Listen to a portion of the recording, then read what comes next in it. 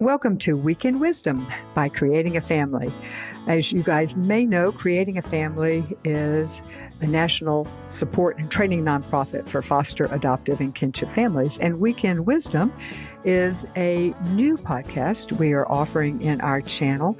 And this was specifically designed to be, of course, shorter because our regular podcast runs at around an hour. This, runs like 10 or so minutes. But it's to answer questions. We get a lot of questions from you guys, questions all across the board. And it's hard to answer them. And so we've decided that doing a podcast to answer your questions would be the answer, pardon the pun. So if you have questions you want us to answer on air, send them to info@creatingafamily.org and just put in the subject line something about, you can put Weekend Wisdom or just question for the podcast or something along those lines. So today we're going to be answering a question about attachment. Here's the question. We took in my cousin's 4-year-old last month. We thought it might be temporary, but it's looking like it will be for a long time and maybe forever. The problem is that this little boy has gone through a lot because his mom is a drug user and never really was a parent. He is very withdrawn and doesn't seem to want to attach or let us get close in any way. Any help would be appreciated.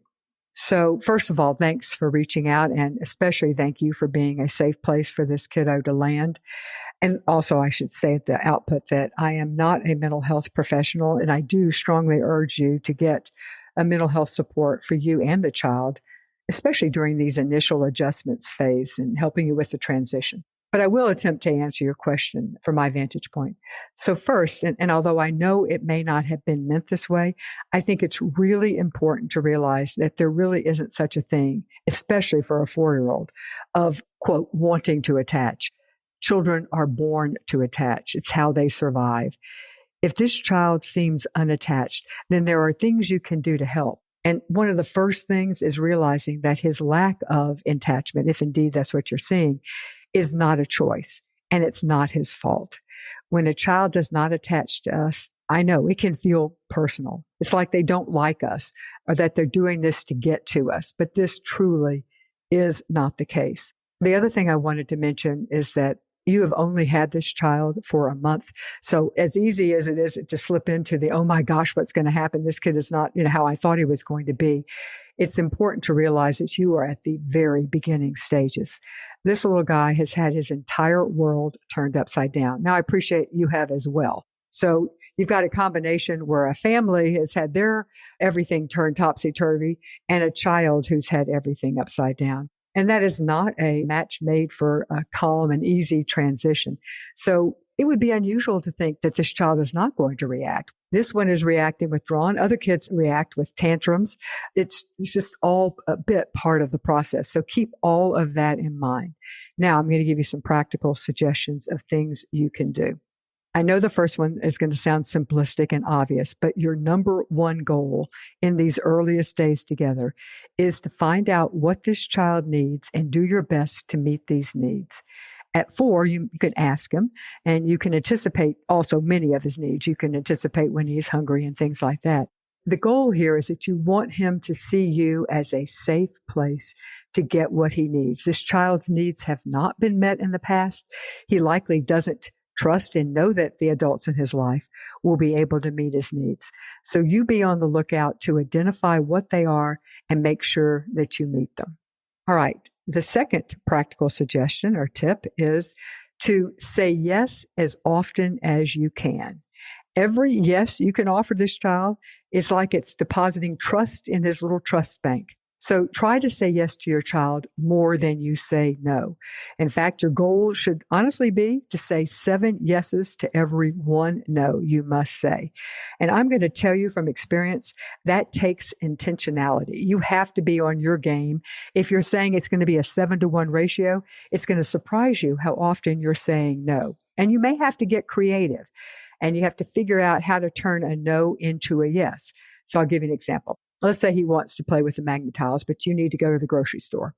Rather than saying, no, you can't play with the Magnet-Tiles, rephrase it, something along the lines, sure, you can play with those Magnet-Tiles just as soon as we get back from the store. And let's go find your shoes now, or something along those lines. Of course, then make sure that you offer the Magnet-Tiles just as soon as you get home. All right. The third tip, and these are practical tips. We're not into the clouds now. We're not into the research. These are just very practical things. So the third practical tip is to make eye contact as often as you can. Your eyes speak louder than your voice, and you can express so much love and warmth to your child with your eyes.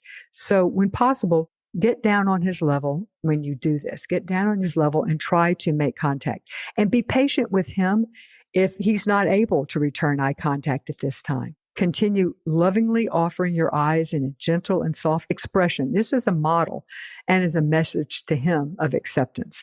And don't expect him to return it. So the fourth practical tip is to touch this little guy affectionately and as often as you sense he will accept it.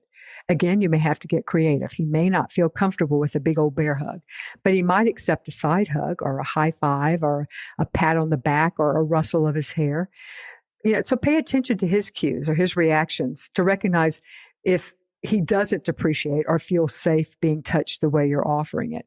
And if he resists your touch, you can practice using what they call symbolic touch. This is reaching out to the child, but stopping short of touching them. Some kids will feel empowered if you ask them permission before you touch them. So before you give them a hug, say, "May I hug you on the shoulders?" And if he says no, then respect that. And you could just reach out and do a fake little hug where you're not touching him and say, "Okay, I'll just hug you this way until you're ready." Another way, he's 4, but another way is just to rub at their back at bedtime or give him a foot massage, something along those lines. And the fifth and final practical tip is to follow his lead, follow the child's leads. Allow this little fellow to be the play leader for a specific period of time. Let him decide what you're going to play, then match his attitude, his posture, how he's playing, the type of play. If it's the magnet-tiles, if he's building a house, you build a house the way he's building it with his magnet-tiles. And teach him how to use a timer and have him set it for whatever time you can allot, say 15 minutes. And during that time, he gets your undivided attention without the laundry, without the TV, or other distractions. Now, I know if you have other kids in the house, this can be hard, so you may need to get help. And it's great if you can do this with your other kids as well. And you may have to cut it down to 10 minutes. But following his lead is a way that you can really get to know this child and let him get to know you. So I hope these help you both on the path to a secure and loving relationship. And again, thank you for being there for this guy. And before we end, I just want to ask if you know about our free courses. These are courses that have been provided through the support of the Jockey Being Family Foundation. They are terrific courses. We have 12 of them. You can get CE credit with them if you need that. But if you don't need that, you just need the parenting wisdom. Check them out. They're great. You can do it at bit.ly/JBF